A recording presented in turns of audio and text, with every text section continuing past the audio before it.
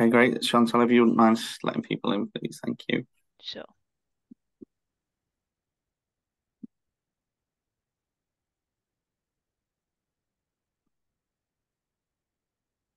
Hello, everybody. Welcome to today's event. We're just waiting a few more moments while more people join, but thank you for joining today's event. It's great to see you. Hi, everyone. Okay, I think we'll make a start. But yeah, as I say, thank you so much for joining us today. We really appreciate it. It may be good morning, it may be good afternoon, it may be good evening. I know we have a truly global audience watching these events, so wherever you are in the world, yeah, welcome and thank you for joining us. I'm sure many of you have been to these events before, but just if you haven't, I just wanted to go through a few housekeeping rules for today's event, just to make sure it runs as smoothly as possible. So if we could just ask that you always keep your microphones on mute, please, just out of courtesy to our speaker today, to avoid any background noise. That'd be great, thank you. Do share your cameras if you'd like to. It's not a must, but it's nice to see your faces as well and see where you are in the world. Speaker view is probably the best view to see everything today as well. And this is an interactive session, so if you do have any questions for our speaker at any point, please just add them to the chat function box. And once I've been through my list of questions with Nina, we will be able to ask her questions at the end. So if something comes up at the start of the conversation that you wanted to ask her about later, please just send it in and I will get through as many as I can. So thank you for that. Yeah, so I just wanted to introduce our speaker today. We're delighted to be joined by Nina Kehagia, who's the head of marketing and strategy at shesaid.so, which, having researched, is an absolutely fascinating industry and organisation to be part of. And Nina joined the University of Liverpool. She did a MA in music industry studies. So without further ado, I'd just like to introduce Nina, say thank you for joining us, and if you could just briefly introduce yourself, Nina, that would be great. Thank you. Hi, everyone. Thank you so much for the introduction, Andy. So yes, my name is Nina Kehagia. I'm currently working as the head of marketing and strategy for shesaid.so. shesaid.so is a global organization where we host a lot of events and nurture music industry professionals and people that want to have a career in the music industry. That's my dog. He's not having it. He always wants to be with me, so apologies in advance. So yeah, my main job is a creative strategist, basically. So what I do is advise people on the strategy, what they want to pursue. That might be an event or a festival, etc. But my strategy focuses on content, social content, mostly in the last 3 years. So yeah. Wonderful. Thank you for that introduction. It's lovely to meet your dog as well. It looks very cute. That's pretty cool. Yeah. I also have a dog who might make an appearance as well, so we can say hello. But yeah, thank you for that introduction, Nina. So could you just tell us a little bit more about what you studied at the University of Liverpool and why you chose to study at the University of Liverpool in the first place? Of course. So I have, as you said at the beginning, I joined a master's in music industry studies. So my partner is from Liverpool, and I knew that the university has a fantastic reputation, and it's part of Russell Group. So I wanted to go ahead and study where there's a renowned faculty and a comprehensive curriculum, basically, that's perfectly aligned with my career and aspirations in the music industry. So when I researched what the university want to go with, I saw a few names in the campus that I knew of their work. One of them was the head of the music industry's course, well, the masters. I think it was Mike and Matt I knew already. So yeah, I was just really looking forward to share my experience and the vibrant music culture that the university offered, basically. Yeah, that's great to hear. Thank you. As I say, music is a big draw to the city for a lot of people for a number of different reasons, for different tastes as well. So I think it does have a great heritage as well, which is why a lot of people come to study not only music but so many other subjects as well, which is great. My next question was, what were the best things you found about studying at the University of Liverpool whilst you were here? Well, I really enjoyed the academic environment because I was already a practitioner in the industry. Basically, I've worked since I was 18 when I moved to London. Basically, I was lucky enough to have an internship with Resonance FM where I still have a radio show. And yeah, practically, I was a practitioner with no academic background, and that's what I wanted to do. So I wanted to really foster both critical thinking and practical skills. So my skills as a practitioner to be advanced basically in the academic world. So the program was really a great opportunity for me to kind of emphasize real world applications, what I already learned. I also learned so many valuable insights, especially the music and the legal, music and legal something. I can't remember what's the module like. Mike was leading that, and that was my favorite one as well. And I had a fantastic grade as well. Thank you, Mike. So yeah, basically the diversity and inclusivity of the community at the university was also a big factor. I already knew the city a little bit because my partner is from here. So I just wanted to ensure that I have a rich and collaborative experience, basically. Great, thank you. Next question is, so what did you learn at the University of Liverpool that you've kind of put into your working career since you did your degree? I think mostly it was a deeper understanding of the music business, which I already was a part, but I didn't really know a lot. A lot, for example, if we take creative entrepreneurship or some business intricacies or copyright issues, I wasn't really aware of all this, and I continued after the master's basically to enrich in my my knowledge on those kind of topics. So I think also the ability to develop and execute more strategies like marketing strategies, or just think basically having more effective communications, basically collaborating with other peers, because I run my own business and I didn't really have the means a lot of the times to be in such a like a bigger crew of people, basically creating different things. Critical thinking and strategic planning, definitely. These were a couple of the essentials at the university. Great, thank you. And so were you already working kind of in the music industries whilst you were doing your degree? So what kind of thing were you doing alongside your degree, if you don't mind me asking? We already actually said so. Of course. So basically, my career started.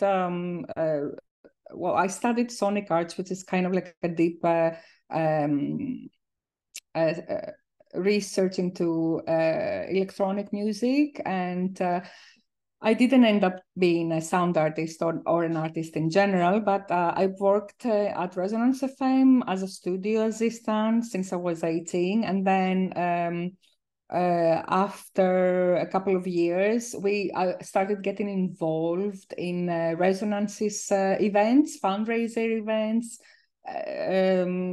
collaborative events we've done with Tate Modern or other big organizations. And then I started getting involved more and more into events, PR and marketing. So I set up my own company in 2007, I believe. And I started out of, it was pure luck that I met a team called Net Audio, Senatus, and we ran 5 festivals together. We ran the festivals across big venues in London, like Roundhouse, Fabric, and some other places as well.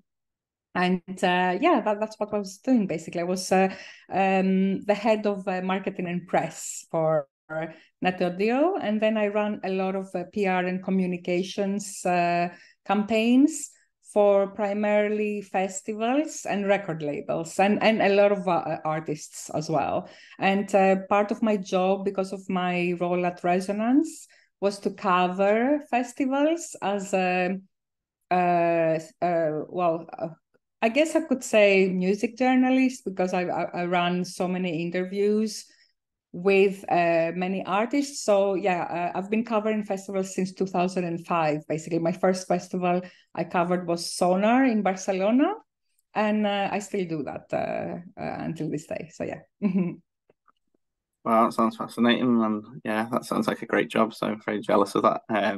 It was good. However, I do need to make a small note that when I decided to relocate to Liverpool, Liverpool isn't. I couldn't really be connected with my connections in London at the same time. So I did have to get a couple of gigs that are unrelated to what I was doing before, so that I am completely transparent with what happened. So while I was studying in University of Liverpool, I also had to definitely run some other marketing jobs that had nothing to do with what I was doing before, which I'm really proud of, actually, because I learned quite a few things. Great, thank you. So would you mind telling us a little bit more about how you ended up in your current role that She Said So? And for people who maybe don't know what the company does, could you explain a little bit about what the work of She Said So as well, please? Of course. So basically, I was one of the first 30 members at She Said So back in 2014. I knew Andrea from London. In 2015, I think Andrea moved to LA, where she's currently based. Andrea Magdalena is the founder of She Said So. So one of the main first members was Georgia Taglietti, which was currently the head of in 2014, she was the head of press of Sonar Festival, and I was working with Georgia all the time, and I still do. So basically, I just received an email from Georgia saying, "Hey, Nina, my friend Andrea, which I also knew, is starting She Said So. She Said So started as kind of like a personal project for Andrea when she didn't feel comfortable during certain meetings with big executives that were talking down to her because she was a woman." And yeah, they just asked me, "Do you want to be a member?" And that's what happened. And fast forward to a couple of years ago, I'm a freelance consultant, basically, and creative strategist. And Andrea shared a post that she is looking to find someone like me, basically. And I just said, "Oh, I've done this and that recently. Do you want to check if we can work together?" And that's what happened, basically. That's how I joined officially as a strategist for She Said So. Now, She Said So is a global community in the music industry. We have 18 chapters across the world. I'm based in Liverpool, but our main chapter in the UK is London. So our mission is to make the industry more equitable, basically, through various events, mentoring programs, educational programs, and content as well on our social media, which is free for everyone to join. So it's I guess it's a members community. You can join, She Said So. There's a few different ways to join, and we just offer a lot of education and mentoring programs, basically. And it's just a very cool community to be part of, because you can learn quite a few stuff, well, from top executives as well. It's a combination of new people in the industry, mid-level and top level, like really top level though, because we work with, for example, we work with Meta, we work with YouTube Music. Our three mentoring programs at the moment one of them is with Key Change, the other one is with PRS Foundation, and the third one is with MPA. So yeah, it's just a lot of things going on, basically.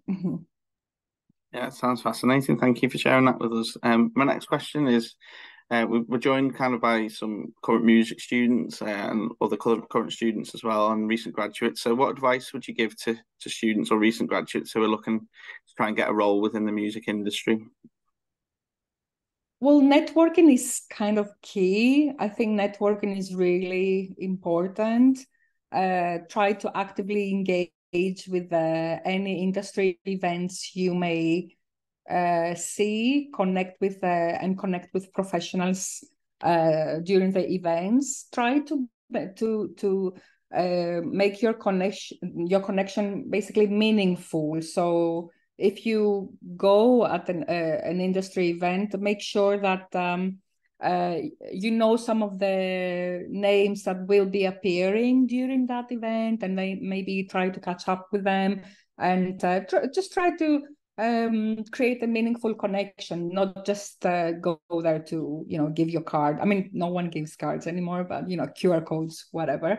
But yeah, networking is key for sure. Then what I would say is gain practical experience through internships or any freelance projects. And if you do freelance work, make sure that you get advice on contracts and things like that from organizations like Musicians Union or Creative UK. Just stay informed basically on what are your what you have to do as a professional to be protected. And then generally stay informed with industry trends. Try to read what's going on from publications like Music Ally or Music Business Worldwide, and just be adaptable basically, because I saw a question on AI and I'm really glad to reply to that, Jane. But yeah, just be adaptable because the industry is changing really fast, especially with new technologies and with AI. And lastly, showcase your passion and unique perspective and what sets you apart, basically. What makes you the greatest asset in what you do.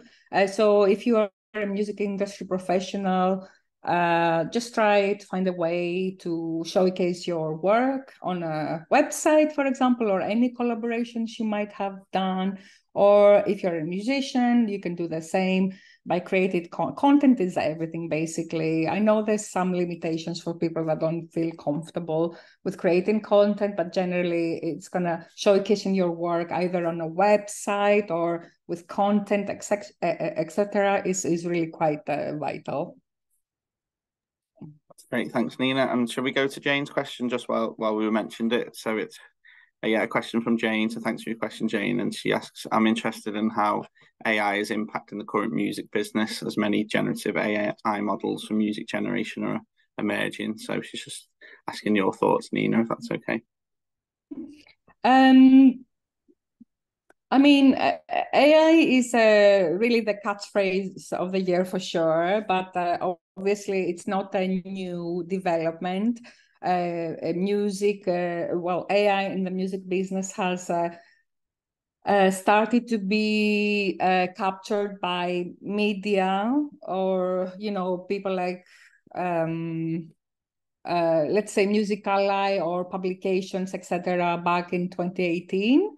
There's tons of new developments happening at all times, but I would say that some main it depends on what you do in the business. So for example, if you make music with AI, there's a lot of developments with creative AI tools, but these are not perfected yet, and there's a lot of copyright issues, and there's a lot of ethical issues. So what I would say is read what's going on, again, with via academic journals. You have the means to do that from your university. There's a lot of academic journals on music and AI. And also a lot of publications with that are capturing what's going on. And also I think government started to share music and AI developments through recent campaigns. There's a current campaign on copyright from the UK government that's doing that. And yeah, generally just be informed. If you're an artist, there's a lot of artists that are using AI to create music as well, but there's a lot of people using AI to create campaigns. Like, for example, I'm using AI as an assistant on a daily basis to write copy. And I know who's using AI to write copy because I see repetitive words coming out here and there. So I guess when you use AI to create copy for content, just be very thoughtful in what you're sharing and try to not repeat certain words that AI is using, for example. Yeah, I mean, going back to being a musician using AI, there's so many amazing people like, I don't know, Holly Hendon is one, or Imogen Heap, that are using AI, and they've done some really great stuff. And what I would say is, for example, you can watch some current developments. If you watch previous clips from past editions of festivals that are really linked to music and new technologies, such as Sonar Festival, Sonar+D, or South by Southwest, the Austin, Texas conference. So there's a lot of clips, podcasts, etc., that you can learn quite a few stuff basically. And Sonar+D, for example, they have a YouTube channel that you can watch back all the main conference talks and panels they have. So that's really quite juicy and very helpful for you to learn more. So it's just a very difficult question to ask, basically, and how to guide you there. But there's so many developments happening every second that, yeah, it's just you have to be constantly educated, basically. So I hope that answered the question. I don't know. That's great. Thanks, Jane. And yeah, it's a question we're getting more and more of with people in different backgrounds. So it's really interesting to hear how it's affecting you, Nina. And thank you for the question, Jane. I'm getting lots of questions through directly to me as well from audience members. So thank you for that. I'm keen to get to them. So just a couple more questions from me, if I may, Nina. So can you just tell us a little bit more about what your kind of daily routine looks like at shesaid.so, and what it's like really working for an organization that makes such a positive difference in the music industry? Okay, so on a day-to-day, basically what I do is develop and execute marketing strategies or content strategies. For example, we have a new mentoring program that's coming out in a couple of days. And it's the main We Grow mentoring program. And we are creating a series of mentorships with what we call shesaid.so allies. So allies are big organizations that work with us in the music industry. So we are going to make an announcement on that, as I said, in a couple of days. And basically behind the strategy, there's things like creating the communications announcement on how this is going to be shared in, social media. How is this program going to be shared in our community? Basically, we have different channels, and some of them are for free, like everyone can join the channels, or we have channels that are only for our members. So yeah, strategy could be basically a communication plan, will involve, a communication plan of how this certain event or program, etc., is going to be announced. So I developed and execute these digital marketing strategies. And I also contribute to some of the educational initiatives. So for example, we have some freebies that are to do with music copyright or music marketing and promo for artists. aside from what I do as a consultant or a strategist, I'm also a meta creator. So I work quite closely with Instagram, and I know quite a few stuff that, I mean, I know how to create good, engaging content that will go viral, basically. And yeah, it could be something like that. I could be working on a series of videos that are to do with past events or highlights or interviews with artists or music industry pros. And what else? Basically, just it's just going back and forwards with different projects, and it might be my day, for example, will start with planning what I'm going to do, what are my main priorities. And I usually go with I want to usually go with what is the most difficult task, but a lot of the times I leave it for the end of the day, which I don't recommend. So yeah, I always try to plan my day in advance. I mean, I'm not that strict, but it's really quite helpful to use like a management tool. I use Trello, for example, Trello, to kind of like plan my tasks for the day. And we also use Asana, which is again a project management tool that you can kind of plan everything that's going on in the organization. And I do that for my consulting jobs as well. Any freelance gigs I have. I mean, shesaid.so is a client. So anything I do, I always plan it in advance, and I have like the priority tasks, etc. Yeah, there's a lot of a few meetings that could happen. Mostly we are working from home, let's say, and yeah, mostly it's online meetings, but I do go sometimes to events in London. Like, for example, last week we had an A&R internship, which actually the internship is today. You can apply by 5 p.m. if you want to join Sony UK, Sony Music UK as an A&R intern. So I had to be there last Wednesday to cover the event. And we had a panel with three top A&R representatives from Sony Music UK, and there was a Q&A, and we covered everything. We had drinks and networking, so that was quite cool. But yeah, mainly it's online meetings and a lot of planning. So yeah.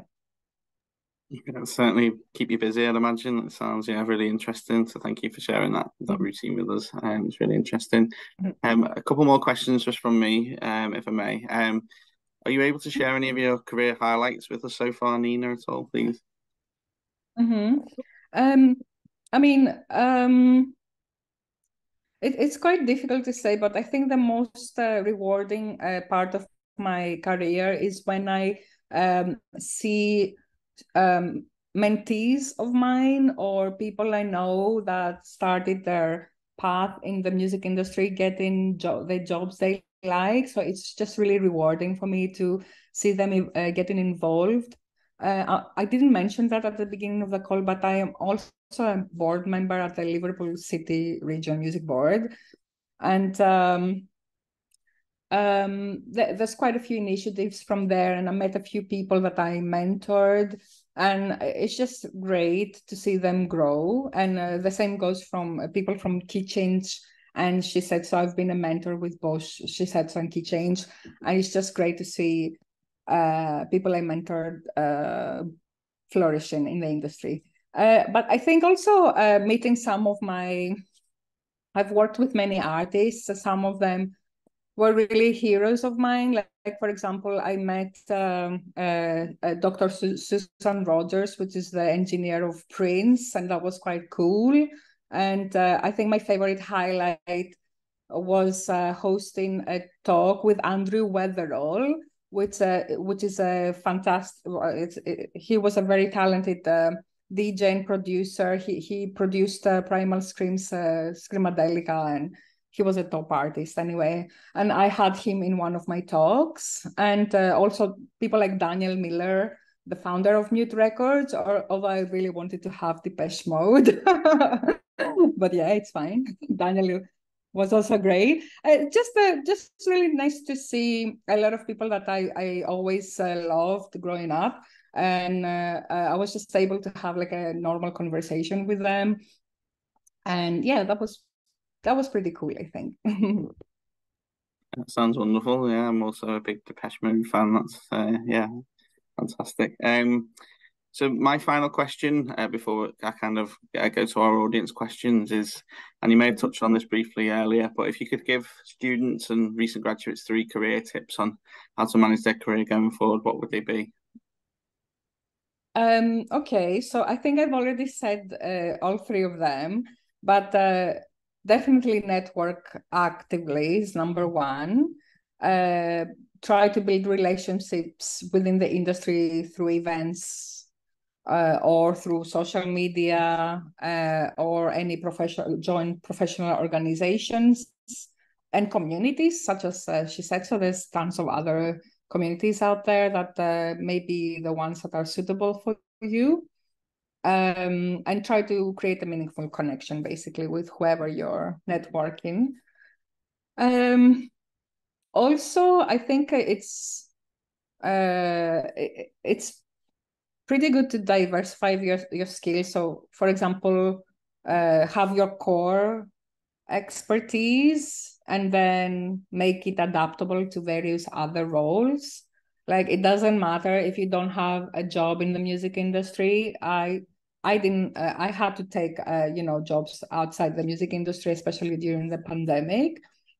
And I just used my knowledge in marketing and applied in other roles, which was great. And for example, I've worked in it was a customer relations department at some point, and I took that role very seriously and brought it in the music industry. And I used it to kind of address when we have a crisis in the community, and if there's like a complaint or something, it was quite cool for me to use something outside of the industry that I wouldn't really have the means to, know, because I didn't study crisis management or anything like that.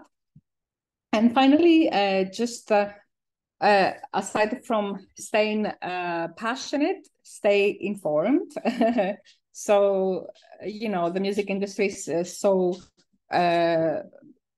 dynamic and large, and just try to stay informed with industry trends. And there's quite a few of them that are going really fast. And see what's going to set you apart, basically, and what's going to contribute to your long-term success. So, it's never too late to change any of your path. Like, I've changed so many paths in what I've done so far. I've been a radio studio musician in a radio station, and then I've joined PR and marketing campaigns, and then now I want to be more involved in education. So, it's never too late to just change what you want to do. You can jump on the next chapter at whatever age you are. The age is just a number. So yeah, don't worry if you're like 20 or 25 or even 35 and you want to do something that's you've never done before. So always try to try what's the best for you and what's gonna give you the long-term success and what's gonna be your core expertise, but you can always diversify what you learn across your career. That's wonderful, thank you. All great advice there.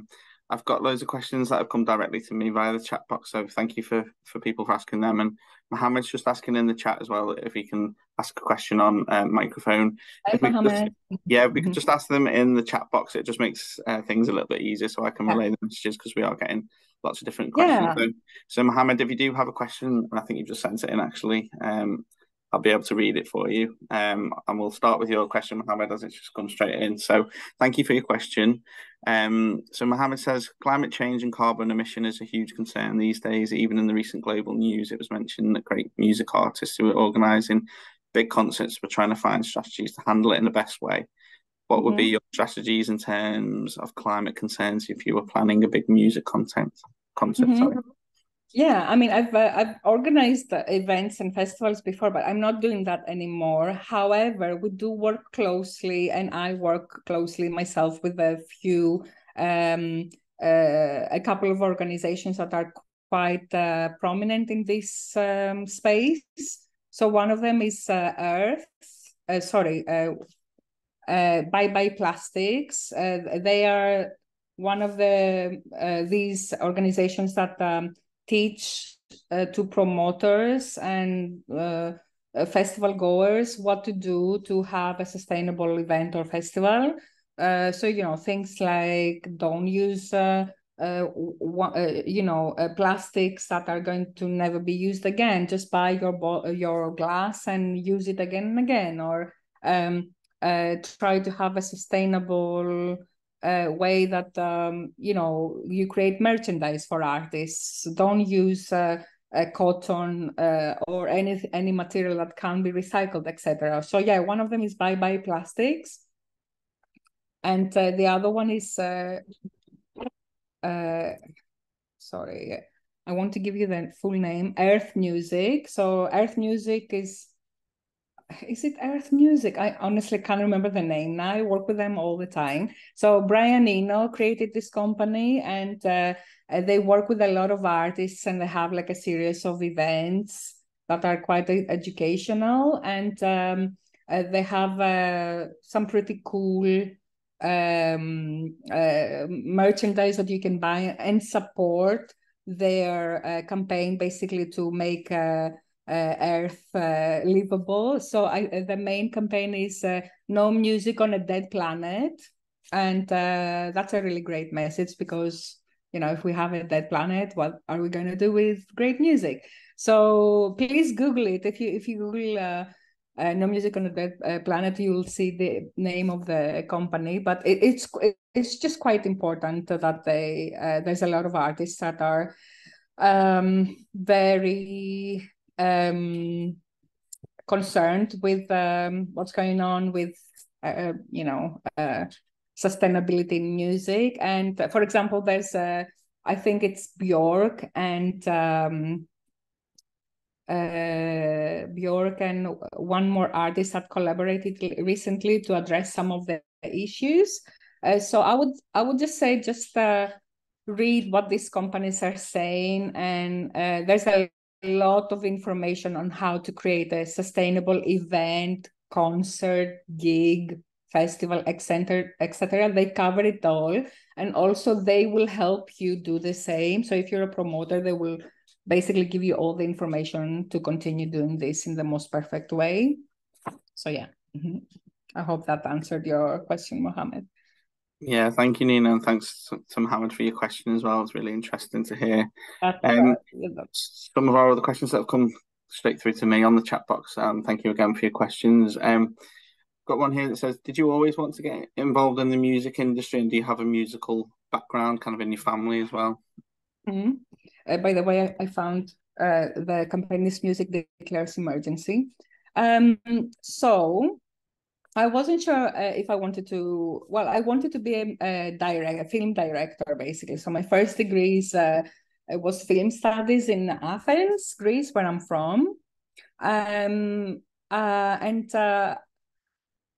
But I was always involved with music. So I was DJing from quite a young age, from 16. And I also had like a radio show in a kind of like a student radio in Athens.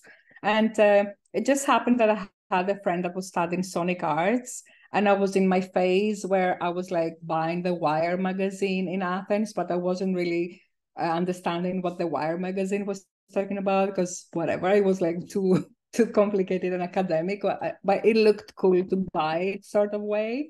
So I always loved music, and I was always split with music and films and cinema.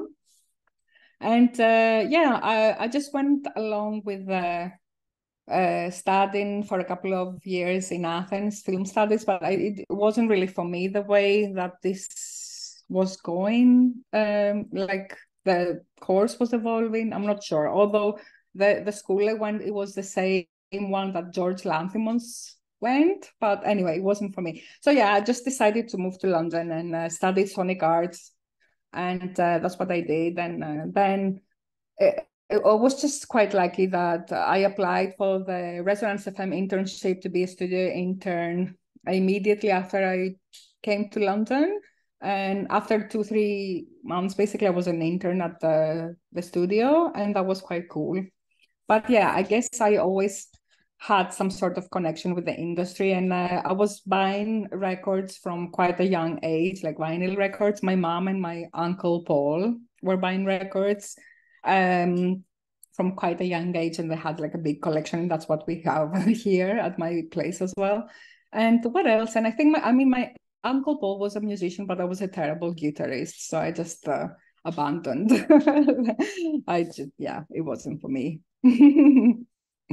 Fair enough. Yeah, I had a try to learn the guitar as well, and that failed miserably. So Yeah. music. Yeah. Another question we've had is, you mentioned earlier about work experience.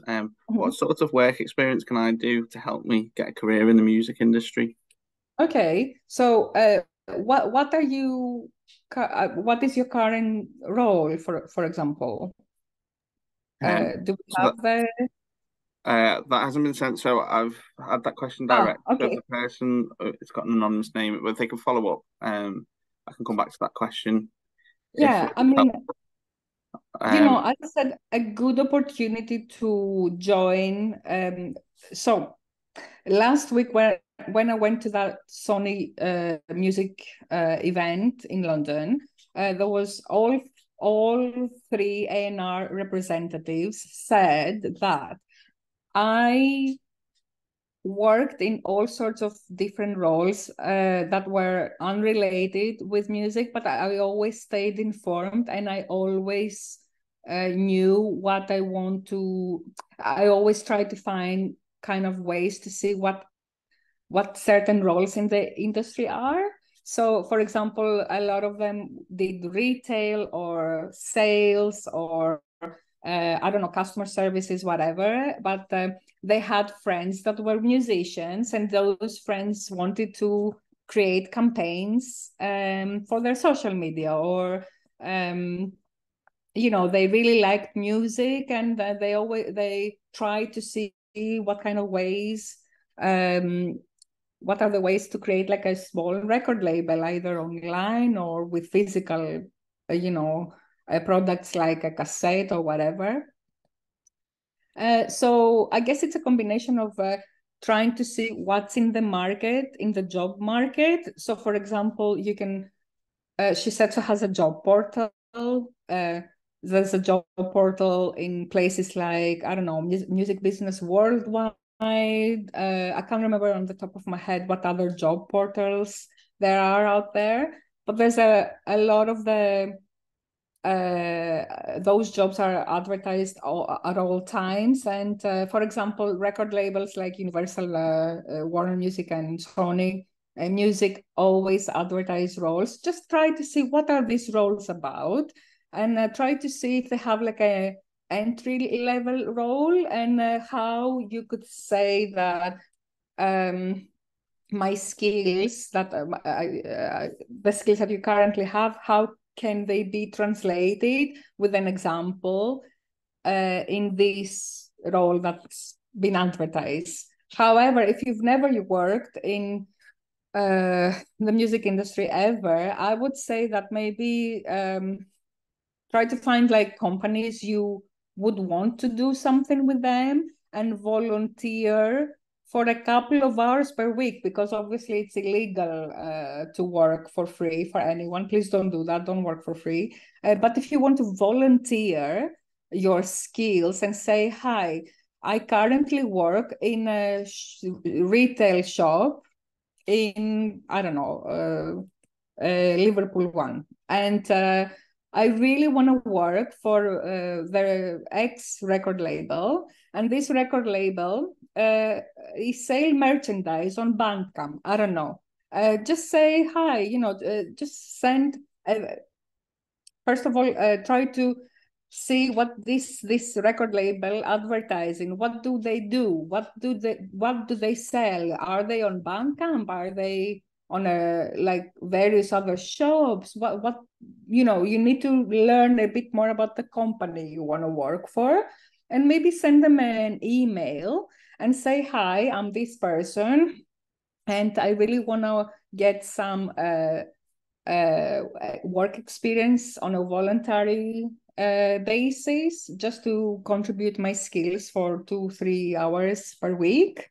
Is there anything that you have? And, you know, maybe they don't have anything, but maybe they will have you in mind. And just maybe try to get some, if you're still at the university, try to get some fellow students around the campus that are musicians, for example, and try to connect with them and see, you know, is there something that you could help them? Is there something that you could do for them? And just try and collaborate in a project. Collaboration is really quite important as well, even though you don't work in the industry, or you've never worked for anyone, you can create a music project with someone and help them, you know, market that project or share it in socials, or I don't know what else. I'm not sure if this answers the question, but I think number one is try to find who you want to work with, to check what's going on in the job portals and how your skills can kind of like align with what they want people to have. 3, try to diversify your skills and try to see how you can change the current skills you have into that role. And 4, definitely try to find some companies that you could volunteer for, even if it's like a record shop. Even in a record shop, it's like there's tons of record shops that you can go and say, hi, can I come for 1 hour a day and help you with your you know, whatever new releases you have, to catalog them, I don't know, whatever. Just try and see what are the roles available. Try to see kind of like the terms they use, and maybe Google those terms and see what they mean if you don't know. Try to do some research basically of what kind of like each role needs. So it's a combination of things basically. So that's what I did with Resonance, by the way. I was reading the Wire magazine and I saw an ad with Resonance FM. They didn't have any job openings or anything. And I just literally wrote them an email and said, hi, I'm a student. I study Sonic Arts, and I was looking to see if I can volunteer my at the studio for a couple of hours a week. Is that possible? And they, you know, they offered me the position. So that's what happened. Great, thank you. They did follow up actually and say they're a second year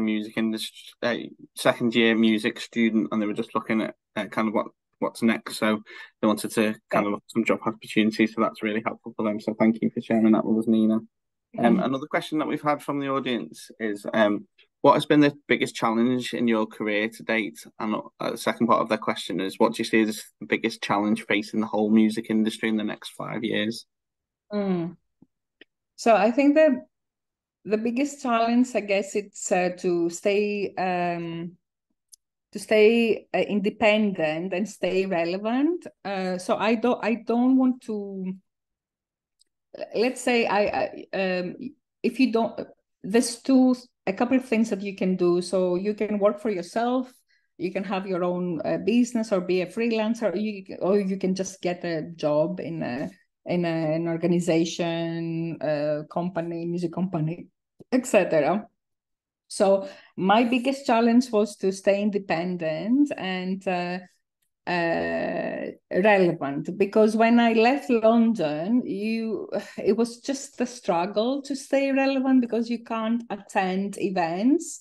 But then what I did is I tried to meet the music community here in Liverpool and in Manchester. Actually, there's a great community in Manchester as well. So I just didn't want to limit myself and say, oh my God, I'm not in London anymore. I can't go to all these events going on a daily basis. And, I just didn't want to limit myself with not being able to go to these events in London. So I just made an effort to network and meet people in Liverpool. And so I started, for example, approaching people in certain venues like the Casimir Garden or the Invisible Wind Factory, approaching them and say, oh, I have a radio show there, and it would be cool to play some records if that's okay. And I just kept meeting people from different communities here in Liverpool and Manchester, and I just made some new connections, and I started, getting connected even more. And a couple of years ago, also the Liverpool City Region Music Board position came, and I just applied. I said, these are my skills. I'd love to contribute my time as a member of the board. And that's what happened. So I guess location is quite important, but also determination is also important. So just don't give up and continue to pursue what you have in mind. Now, my experience might not be kind of like relevant in that much extent for the next 5 years, but I think the creative industry and the creators economy is something that every professional that wants to be independent and or a creative entrepreneur needs to have in mind. So if you don't want to work in a traditional kind of like set, and you don't want to get a job in I don't know, Sony Music UK and apply to that internship that ends today at 5 p.m. as an A&R, then you can you really need to stay informed and go with what the current, what the trends are, and see what people are saying that's going to happen in the next few years, and just honestly just keep on top of everything. Otherwise it will be kind of difficult to catch up if you don't know what's going to happen.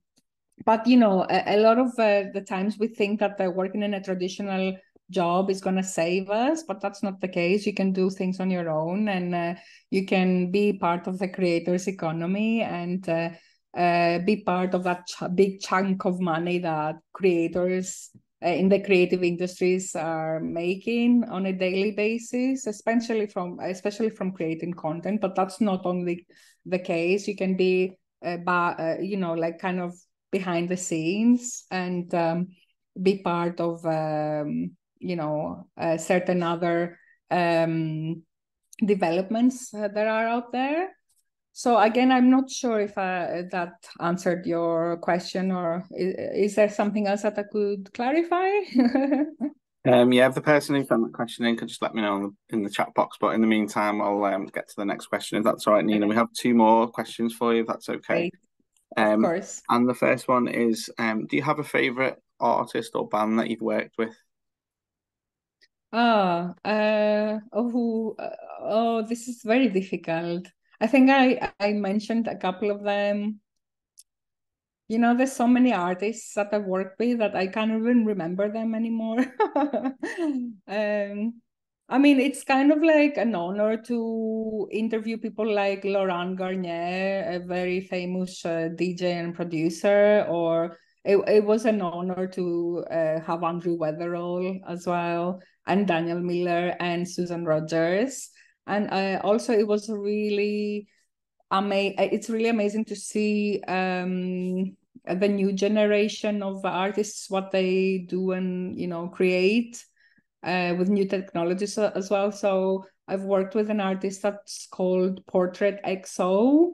That's a pretty cool vocalist AI artist. If you want to check them out, she's Canadian, based in Berlin. Portrait.XO. And I think she's yeah, yeah, I would be, there's so many artists that I honestly cannot name them, but a few of my favorites were definitely people like Veronica Vasica. Veronica is from New York. She is the founder of a record label called oh my God, I can't remember the label now, but she created a big archive of 80s synth pop and like new wave and minimal synth archive of music, and released vinyl records, and like released new music as well. So you should definitely check her out. Minimal Wave is the record label. So yeah, that's quite a few. Yeah, thank you for sharing that. It's really interesting. And the final question, if I may, they say, so you mentioned earlier that you kind of worked a lot on social media. Do you have any examples of social media courses, they say, and where can I see any examples of the videos that you mentioned that went viral? Yeah, so my you can check shesaid.so, the main account at shesaid.so, and I'm also on socials are as there. So I my some of my videos went viral. So viral, I mean, more than like 100 to 200K views per video.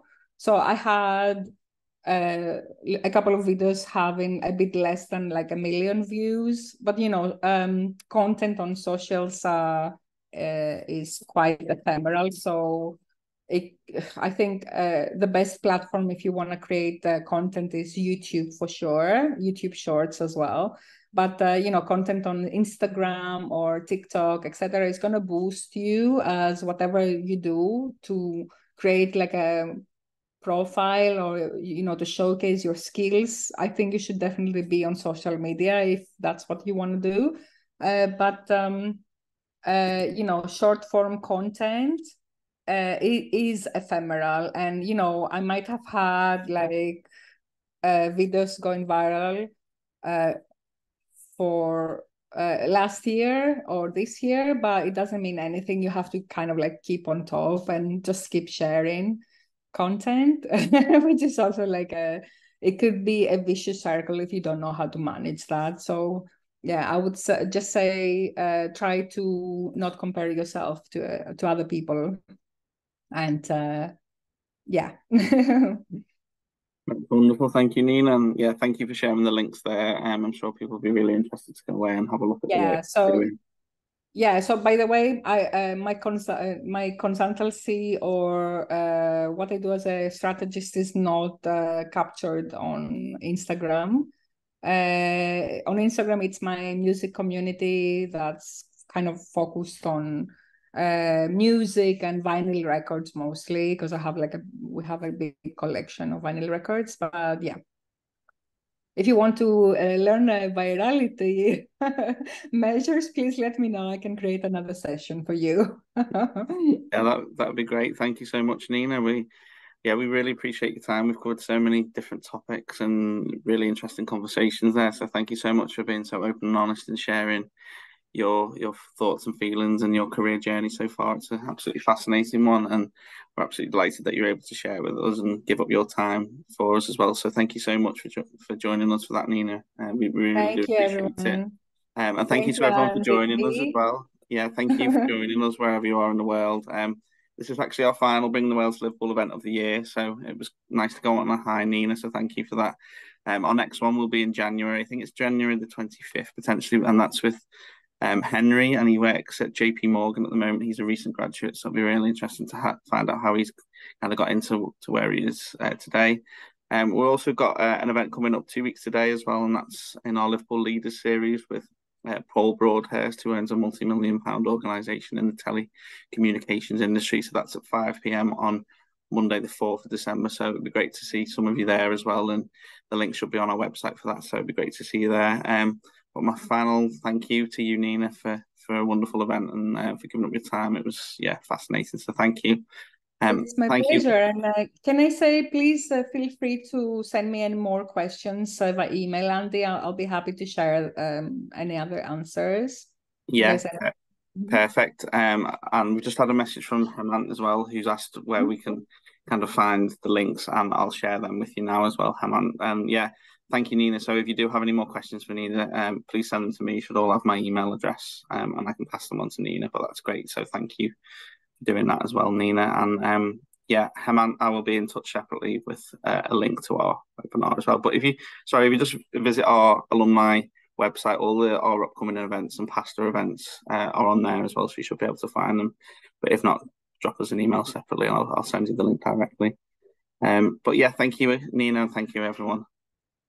Cheers. Thanks. It was a Thank you. pleasure to see you all, Andy and Chantal. Thank you. And to everyone, good luck with what you do. And if you want to apply to the ANR internship, it ends today at 5 p.m. And you can totally use AI to create your CV with your experience and just assist you in what you want to apply for. Okay. Well, thank you. Thanks, Nina. Thank you, everyone. Okay. Bye. Bye, everyone.